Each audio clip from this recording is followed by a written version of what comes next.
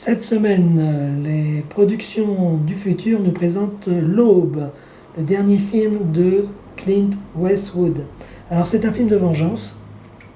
Au début du film, les 5 premières minutes, une ferme, une ferme isolée des Pyrénées se fait attaquer par un groupe de migrants noirs. Une vingtaine, quinzaine de personnes noires envahissent la ferme, tuent les 2 occupants, un homme, une femme d'une soixantaine d'années, tuent également, en les attachant à des pneus, les brûlant vifs, les 3 chiens de la ferme. Ça, c'est le début. Et rapidement, on comprend, quand les gendarmes arrivent sur les lieux le lendemain et découvrent le drame,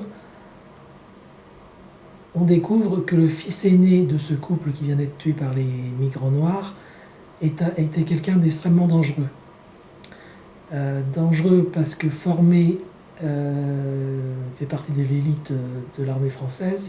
C'est un ancien commando de marine qui, vers 30 ans, a décidé que être mercenaire était plus rentable pour lui. Il était efficace, donc il a accumulé beaucoup d'argent, beaucoup de relations.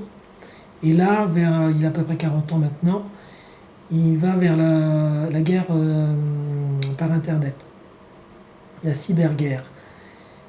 Et donc, quand il apprend que ses parents ont été massacrés par des migrants, lui ne va pas mettre des bougies et des peluches, il va se venger. Donc le film, c'est comment il va se venger. Comment il va trouver les informations, comment il va diffuser les informations, parce que la première chose, c'est comment rendre publique cette histoire horrible que généralement la presse nie, essaie d'étouffer, minimise si vraiment elle n'a pas pu l'étouffer.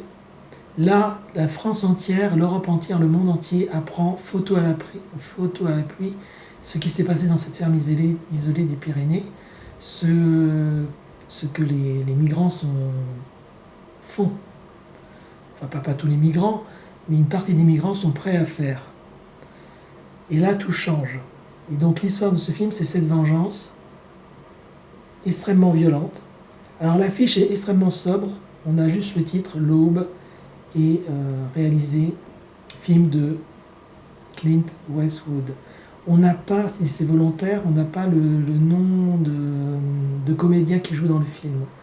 Ils sont extrêmement nombreux. Alors évidemment, il y a la tête d'affiche, celui qui se venge, qui n'est pas un acteur connu pour l'instant. Il a fait pas mal de second rôles, mais il n'est pas très connu.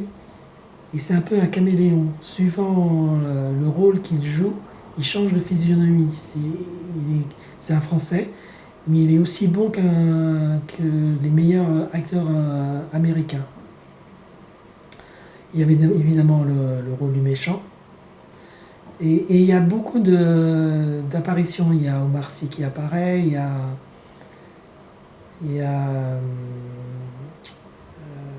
les acteurs du Splendide, enfin ceux qui sont encore vivants. Les hommes politiques que nous connaissons sont joués par des acteurs souvent de théâtre, et ils sont choisis d'abord parce qu'ils savent jouer, mais aussi parce que pour leur ressemblance physique avec l'homme politique ou la femme politique. Il y a des vedettes du cinéma qui apparaissent, qui jouent leur propre rôle, comme protectrice des animaux par exemple, donc vous avez reconnu tout de suite de qui il s'agissait. Et en 2 heures, un peu moins de 2 heures, je crois que c'est 1h55, ce film est une bombe, très impressionnant. Alors là, il y a un parti pris de mise en scène, c'est que vous avez, c'est filmé une partie en caméra sur épaule, et là, quand c'est caméra sur épaule, ça bouge tout le temps, on apprécie, on n'apprécie pas. Et là, c'est les clandestins, c'est le point de vue des clandestins qui agressent ce couple, qui après vont se répartir en France et commettre des crimes divers ou pas, ou essayer de s'intégrer. Et là, ils sont filmés caméra à l'épaule. Par contre, le héros, c'est-à-dire l'aîné des enfants de ce couple qui va se venger, lui, tous les plans sont léchés, c'est vraiment cinéma, ce que fait de mieux le cinéma. On pose la caméra, on réfléchit à ces plans, tous les plans sont réfléchis, enfin sont pensés, l'image est magnifique, la photographie est magnifique. Et donc vous avez ce contraste entre la caméra posée, réfléchie, qui est celui qui se venge, et la caméra à l'épaule pour les agresseurs, les tueurs, les migrants noirs qui franchissent la Méditerranée et qui viennent semer la terreur en France.